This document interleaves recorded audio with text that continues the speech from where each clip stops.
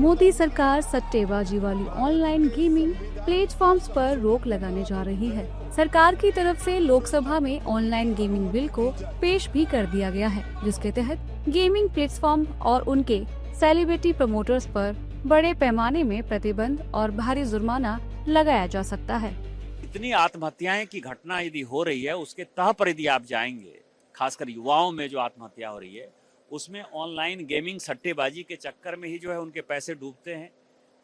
जो पिताजी की कमाई है, जीवन भर की कमाई है, उसको बैंक से निकालते हैं और इसका जो नतीजा है वो फाइनली घर परिवार सभी तबाह हो रहा है। और इतनी बड़ी ये लॉबी है, आप इसकी कल्पना नहीं कर सकते हैं। आप ये समझें कि हमारी इकोनॉमी अभी 4 ट्रिलियन की है। ऑनलाइन गेमिंग यदि इसको लेजिस्लाइज कर दिया जाता तो ये कम से कम $10 ट्रिलियन का जो है ये इकोनॉमी होता। तो कितने बड़े बड़े सुरमा महारथी इसमें लगे होंगे। माननीय प्रधानमंत्री जी जब कहते हैं कि ना खाएंगे ना खाने देंगे, उन्होंने ये बिल लाया है। कांग्रेस सांसद शशि थरूर ने इस बिल पर सवाल उठाए हैं।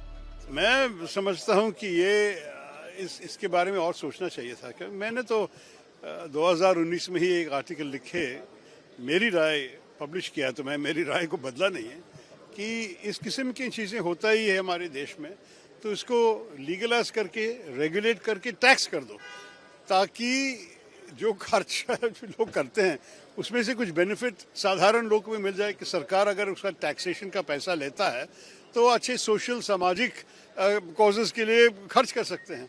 अभी तो क्या होता है, जब किसी को ऑनलाइन गैम्बलिंग को आपने इलीगल करवा दिया तो माफिया ही, मतलब ये सारे गुंडे लोग वही पैसे कमाएंगे।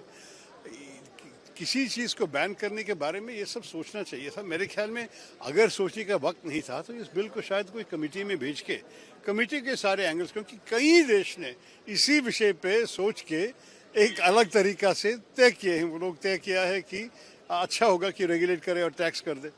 तो मुझे समझ में नहीं आ रहा है कि सरकार किस बुनियाद पे इस बिल को लेके आए हैं। लेकिन वैसे भी आपको पता है कि पार्लियामेंट में कोई चर्चा नहीं चल रही है, तो मुझे इस विषय पे कुछ आपसे बोल सकता हूँ। मैं बोल रहा हूँ कि मेरे ख्याल में इसको अलग सोच करना चाहिए।